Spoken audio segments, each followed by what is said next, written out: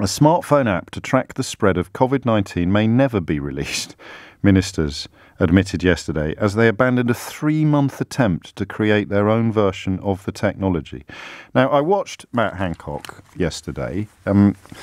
He's looking even more haunted than usual, isn't he? And oddly enough, he looked quite haunted at the beginning, as if he almost had a fear or a suspicion of what might happen to him after he sold his soul to Boris Johnson late last year.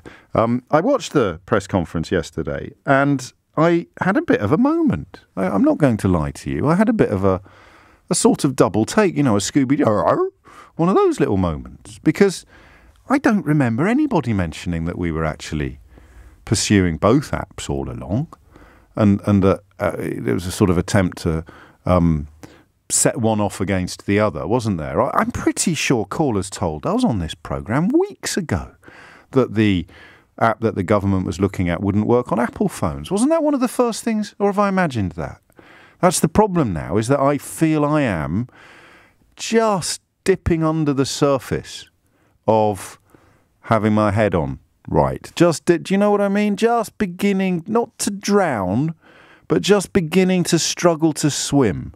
I like, as you do as well, because you choose to listen to this programme, I like to know what's going on. I don't like comforting lies or empty slogans. They don't work on me. There are times, particularly with Brexit looming, that I really wish I did. I wish I could find comfort in things that are simply not true, but which spare me the strain of having to think about them.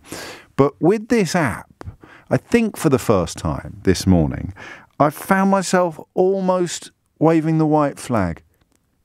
The complications, the confusions, the contradictions, the misdirections, the misinformation, the outright lies, the deceits, the deceptions, just now are reaching a point of critical mass where I find myself thinking, and I'm about to ask you to help me get back on the straight and narrow, to mix my metaphors quite violently.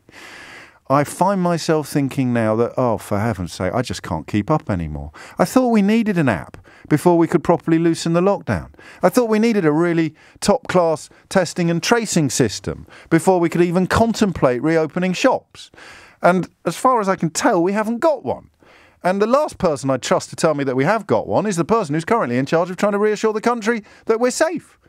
Am I making sense to you when I say, I'm using the swimming analogy? The swimming analogy works quite well for me. It's only 10 minutes past 10. I reserve the right to change it completely by 11 o'clock. But I've been swimming quite happily. I've been, even tried a bit of butterfly, bit of backstroke, bit of breaststroke over there. It's the PPE, got my head around the PPE. That was all nonsense. The reason why we didn't do the testing was because we didn't have the kit. The reason why we didn't have the PPE was because we hadn't done the preparedness. The reason why we didn't have the equipment was because we hadn't got the stockpile. The reason why we didn't have a strategy was because Boris Johnson shut down the committee dedicated to pandemic response within days of becoming Prime Minister. The reason why we didn't have any leadership was because he went on holiday in February. Do you see what I mean?